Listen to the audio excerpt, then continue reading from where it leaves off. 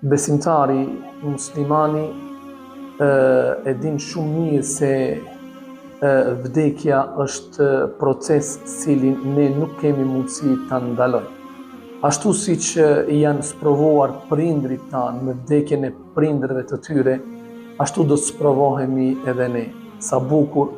Allahu xhelle shanuhu në Kur'an na e ka qartësuar dhe na ka treguar se kullu nefsin dhaikatul maut, çdo shpirt do ta shijojë vdekjen. Përderisa ne kemi ardhur në këtë dunja në një moment kur nuk e kemi ditur, përderisa askush nuk na ka pyetur neve për të na nxjerrë në këtë dunja se a dëshirojmë të lindim, a dëshirojmë që të vim në këtë jetë. Mu ashtu Allahu xhelle shanuhu në një moment kur ai e ka përcaktuar, gjithashtu pa marrë dëshirën tonë parasysh, pa e marrë mendimin tonë parasysh, ka për të na nxjerrë nga kjo dunja. Prandaj besimtari çdo ditë të jetës së tij e jeton me bindjen se një ditë duhet t'ia dorëzoj shpirtin Zotit dhe për këtë ditë ai përgatitet. Pastaj besimtari gjithashtu çdo krijesë në rreth në jetën e tij, nënën, babën, vllaun, motrën, fëmijët, i sheh si të afërm të cilët i don me zemër, pjesën më të madhe të kohës e kalon me to, por gjithmonë ja kujton vetes se një ditë do të duhet të ndahet nga se kjo jetë është e përkohshme dhe besimtari në këtë botë ka ardhur për të punuar, për të angazhuar, për t'ju bërë balë sprovave, duke qenë i durueshëm, duke qenë durimtar dhe duke shpresuar se pas ditë kësaj Allahu xhelle shanuhu për të mirat, për durimin, për veprat e mira që i ka bërë, Allahu ka përgatitur xhenet. Andaj nëpërmjet kësaj video dua të ndaj një mesazh të shkurt për të gjithë të sprovuarit me ndarjen nga jeta e prindërve të tyre. Para se gjithash, dua që t'ja bëj me dije vetes time dhe të gjithë juve se sprovën e ndarjes nga prindrit askush nuk ka mundësi ta kuptoj, për shkakun se askush nuk e din lidhshmërinë që ne e kemi me prindrit tonë. Dhe askush nuk ka mundësi ta ketë dhimbjen e njëjtë. Ndodh që dy shokëve t'ju vdes nëna ose baba dhe është shumë normale që të dy të mos e kenë dhimbjen e njëjtë. Po si është e mundshme, të dyve baba ju ka ndru jetë ose të dyve nëna ju ka ndru jetë. Po nuk ka mundësi të jetë e njëjtë dhimbja për shkakun se këta të dy nuk e kanë pasur lidhshmërinë e njëjtë me nënën ose me babën. Nga se dhimbja në jetë vjen si rezultat i lidhshmërisë që ne e kemi pasur në jetën e kësaj dunjaje. Nuk ka mundësi një djalit t'i dhimbset nëna ose një vajzës t'i dhimbset baba, në qoftë se një herë në javë ka kontaktuar ose është parë me babën dhe me nënën, njëjtë me një person tjetër i cili çdo orë ka kontaktuar me babën dhe me nënën, çdo ditë është takuar me ta, nuk ka shkuar asnjëherë në gjumë pa i përqafuar dhe pa i përkthyer ata. Pra këtij të dytit dhimbja padyshim që është më e madhe dhe mërzia dhe ballafaqimi me ndarjen është më e madhe. Prandaj themi se askush askujt nuk ka mundësi t'ja kuptoj dhimbjen. Mirë po,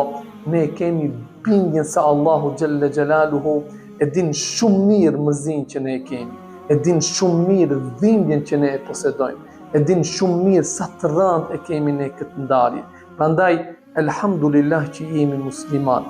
dhe elhamdulillah që Allahu na ka mundësuar që të bëjmë dua dhe na ka treguar se çdo kush që i drejtohet Zotit, çdo kush që bën dua, çdo kush që drejtohet tek krijuesi i gjithësisë për të kërkuar ndihmën do ta gjejë. Andaj të lutem që në këto momente të rënda të vështirësive, të ballafaqimit me ndarjen nga prindrit, ktheju Zotit. Lutë Allahun xhalla xhelalu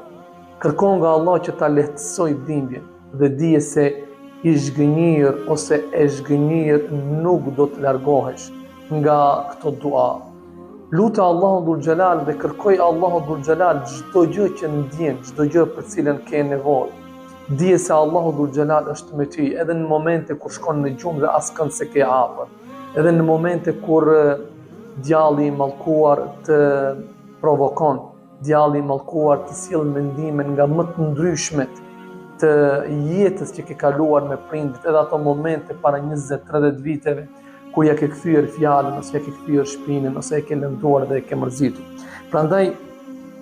bën dua dhe lutë Allahun Dhul Xhelal, thuaj o Zoti im,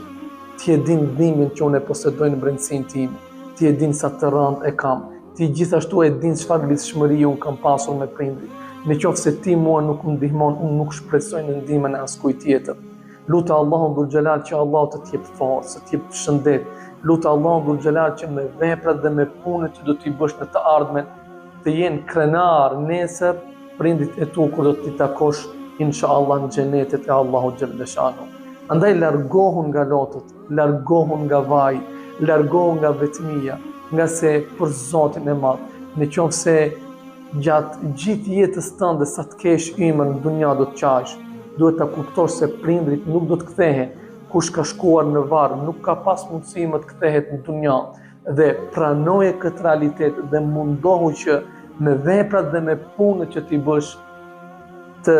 i gëzosh prindrit e tu dhe nesër inshallah në xhenet i takosh të lumtur ata. Pastaj mendo se Allahu Dhul Xhelal kur ta ka dërguar këtë sprovë nuk të ka pjetur. Ka mundur Allahu xhalla shanu të dërgojë një sprovë edhe më të madhe. Ka mundur që forma e ndarjes nga prindit të ishte në një formë tragjike, të ishte në një formë të rëndë, mirë po në mënyrën si ata janë larguar. Kujtoja vetes tënde se kjo është mirësi, është saktim, është kaderi i Allahut xhalla shanuhu, dhe duke menduar gjatë gjithë kohës se ka mund që Allahu Dhul Xhelal të sprovoj me diçka që është edhe më e rëndë se aq, edhe më e vështirë se aq, do të mjaftohesh me sprovën që e ke. Pastaj mundohu që kjo ndarje nga prindrit të jetë arsye për t'u afruar më shumë tek Zoti. Po si do të afrohesh më shumë tek Zoti? Padyshim, duke e menduar jetën e tyre, duke e menduar investimin e tyre, duke e menduar angazhimin e tyre, duke e menduar lodhjen e tyre, duke e menduar punën që ata e kanë bërë për ndërtuar një shtëpi, për të blet një vetur, për të shkolluar ti, për të ofruar kushte më të mira, të gjitha në këtë dunja i lanë, asgjë me vete nuk morën, shkuan tek Allahu Dhul Xhelal, dhe mendimi mbi të gjitha këto do të jetë arsye që në dunja të lidhesh më shumë me Zotin dhe të bësh një baraspesh, o ajtë sa të punosh për këtë dunja të mos e harosh ahiretin, nga se në qoftë se sot u sprovove ti me vdekjen e prindërve të tu, dije se nesër edhe ti ke me dalë për kësaj dunjaje, dhe ashtu siç nuk morën asgjë prindrit e tu nga kjo jetë, dije se edhe ti do të dalësh për kësaj dunjaje dhe asgjë nuk do të marrësh përveç kujt, përveç veprave dhe punëve të mira, ashtu siç na mësoi i dërguari i Zotit Muhamedi alayhi salatu wassalam. Të vdekurin për në varr e përcjellin 3 gjëra, e përcjell pasuria e tij, e përcjell familja e tij dhe e përcjellin veprat dhe punët e tij. 2 kthehen, vetëm 1 ngelet, familja kthehet, pasuria kthehet, me njeriu i vetëm në varr ngelin vetëm veprat dhe punët e mira që njeriu i ka bërë. Andaj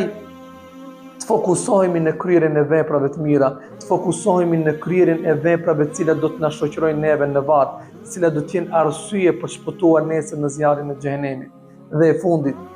mendoje vdekjen e të dërguarit të Zotit. Në qoftë se pejgamberi alayhi salatu wassalam ka vdekur, në qoftë se sahabët është dashur që të mësohen në jetë pa të dërguarin e Allahut, kur e dim shumë mirë se lidhshmëria e tyre me Muhamedit alayhis salam ishte shumë më e madhe se sa lidhshmëria e jonë me prindrit tonë, me fëmijët tonë. Dashuria e tyre për Muhamedit alayhis salam i tejkalon të gjitha kufit, por pas vdekjes pejgamberit alayhis salam, ata u dash që të vazhdojnë jetën, u dash që të ndjekin mësimet e të dërguarit të Zotit, o dash që të ndjekin urdhat e Allahut Dhul Xhelal, nga se çdo kush, siç e tham më herët, në këtë dunjë ka ardhur në një moment kur Allahu ka përcaktuar për të ardhur, dhe çdo kush do të del nga kjo dunjë në një moment kur Allahu ka përcaktuar për të dalur. Nëse ndahen prindrit, ne e kemi Zotin, dhe besimtari e din shumë mirë se në dunjan e tij mundet pa çdo kënd të vazhdoj jetën e tij, por nuk mundet të vazhdoj jetën e tij pa Zotin, pa Krijuesin e gjithësisë. Andaj të bëjmë dua për prindrit tonë, të bëjmë vepra dhe punë që prindrit tonë kanë pasur dëshirë që ne t'i bëjmë dhe kanë pasur dëshirë që ne t'i arrijmë, të mundohemi t'i japim sadaka për ata dhe të bëjmë durim dhe të shpresojmë në atë çfarë Allahu xhelle shanuhu na ka premtuar në Kur'an, inna Allaha ma'as sabirin, se vërtet Allahu është me durimtarët. E në ajet tjetër Allahu thot, wa bashshiri sabirin, jepu mish dhe durimtarëve. Çfarë mish dhe? Durimtarët në botën tjetër nuk i pret gjë tjetër post xhenetit Allahu Dhul Xhelal. Andaj insisto sa më shumë durim, insisto sa më shumë të jesh sabërli, të jesh i qetë dhe